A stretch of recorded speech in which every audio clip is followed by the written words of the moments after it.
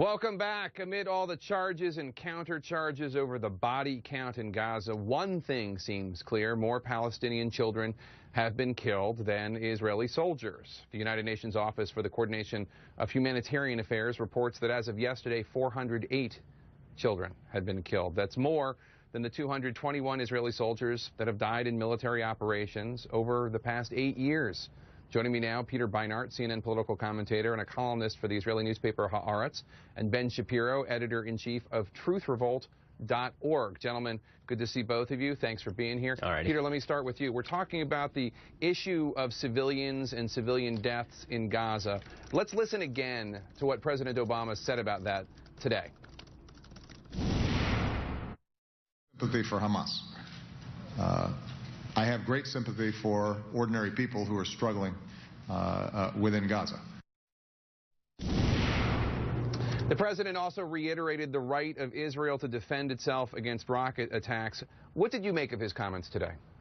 He's exactly right. Israel does have the right to defend itself. It also needs some better guarantees against Hamas rockets. I was in Israel with my 6-year-old daughter during the first week of the war. We were in and out of shelters. It's very frightening.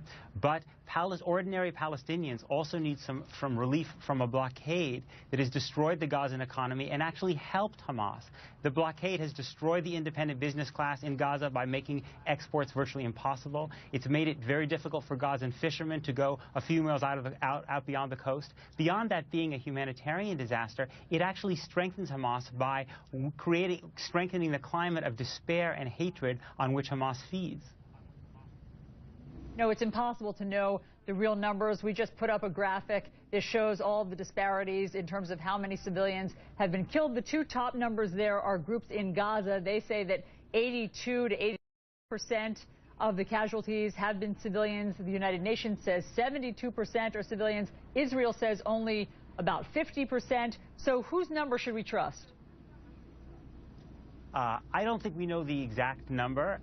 Israel says... Hold on, Ben, this was for Ben. Can you hear me, Ben? Sorry, please, go ahead, Ben.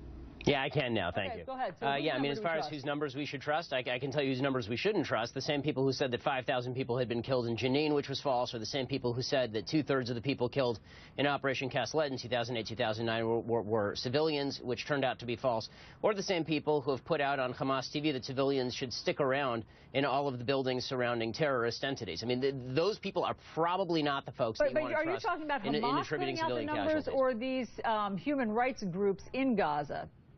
I'm talking about human rights groups in Gaza, which are working with Hamas and Palestinian Authority sources in order to find those numbers. I mean, how do they get those numbers in the first place? You heard the fellow from the UN say just a little while ago that they are working with both Palestinian and Israeli sources. Well, the Palestinian sources they're working with on the ground in the Gaza Strip are in large part Hamas, Palestinian Authority, or Islamic Jihad sources who have a great interest in ensuring that the American people and that the rest of the world believe that a huge number of civilians have been killed, which is, it's the same reason why they're putting civilians in front of rockets on a regular basis.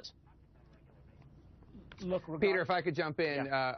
I just wanted to ask, I'm interested in your thoughts on this debate about who is responsible for the deaths of these innocent Palestinians. Obviously, Israel carrying out the military campaign, some individuals, some critics saying it's disproportionate, not as accurate as it should be. And then you do have evidence that Hamas, or at least militants in Gaza, are firing from population centers, firing from adjacent hospitals. Do you think that it's fair to blame Hamas for the deaths of Palestinians in Gaza? I don't at all that Hamas is pursuing a strategy that is likely to increase civilian casualties by operating from urban areas. I think Israel is bombing an area which is very, very densely populated with some weapons that are not all precision weapons, and so it's inevitable that a lot of innocent civilians are going to die. And regardless of the number, you know, the Talmud says that whoever destroys a single human life, it is as if he destroyed an entire world. So I'm not so interested in the specific numbers. What interests me is, was there a political strategy that could have been pursued against Hamas that would have made so this war would not have been possible? What I find most tragic is that when you have peaceful, nonviolent resistors in the West Bank. They are repeatedly imprisoned by Israel, and so Palestinians get the message that, in fact, nonviolence doesn't work. The real way to weaken Hamas is to show that people who accept Israel's right to exist and pursue their grievances nonviolently, as people in villages like Bilin and Nabi Saleh have been doing for a decade now, that they get results. And tragically, this Israeli government has not done that. Ben, do you want to take a crack at that?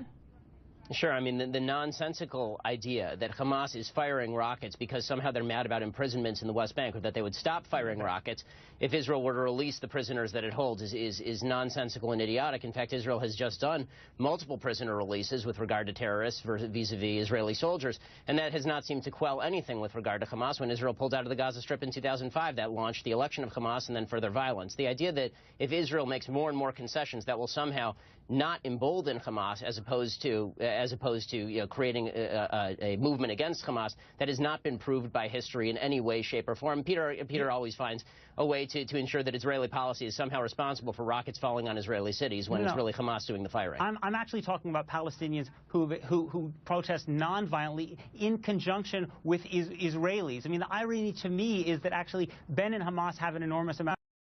Hamas doesn't believe that Jews should be allowed to live in the state of Israel. Ben has said that Palestinians don't have the right to live in Israel, West Bank, or Gaza, because he's called for physically expelling all of them. So, in fact, the true moral and ideological partners, Ben, are you and Hamas. Ben, go ahead. That is absolute nonsense, Peter. You didn't write that my position on Israel was made clear in the 2013 column, and to call me equivalent with people who are murdering Jews is insanity. It's beyond insulting. And if there's anybody who's emboldening Hamas to kill more children, it is you, because it is your policies which have emboldened Hamas. They know that people like you are going to get on American television and talk about how the Palestinians are meek victims, and whenever they fire rockets, it can be justified by Israeli policy. Hamas celebrates every moment you're on television, Peter.